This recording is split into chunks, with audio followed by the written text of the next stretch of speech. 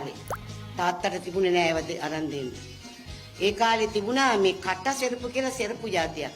730යි 750යි 760 තමයි වැඩි මේක. පාට තීන්ත ගාලා තියෙන්නේ. ඕක තමයි දාන් යන්නේ. සපත්තු මේස් දාන ඇතිටියා. මම නම් දාගෙන ගියේ කට සෙරපු.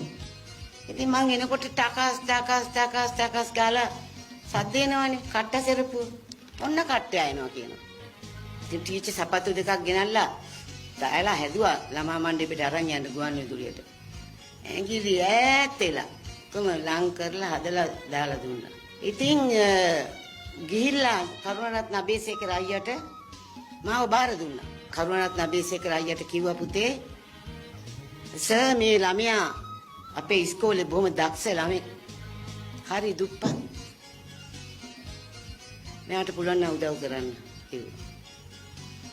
දැන් ළමා මණ්ඩපේ දැන් මං ඉතින් ඉන්නවා අවුරුදු ගාණක් 4ක් විතර හිටියා. දැන් මේ ළමා මණ්ඩපේ සින්දු කියමින් ඔහොම ඉන්නකොට අමරදේව සර් ගුවන් විදුලියේ වැඩ. එතුමා අය යනවා මෙහෙ යනවා මේ අපි සින්දු කියනවා බලනවා ඔහොම කාලයක් ආවා. ඔහොම ඉන්නකොට එතුමාට හම්බුණා ලංකාවේ පළවෙනි වර්ණ චිත්‍රපටිය. 1962 64 චිත්‍රපටිය ආවට අපි 62 සින්දු කිව්වේ.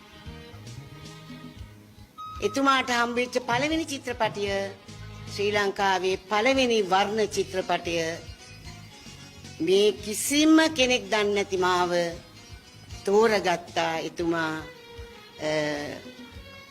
මේ චිත්‍රපටයේ ගීත ගායනා කරන්න.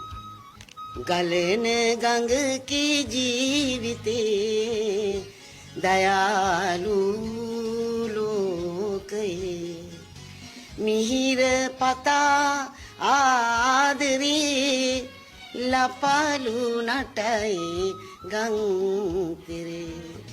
ඔන්නෝම කිව්වයිද 1962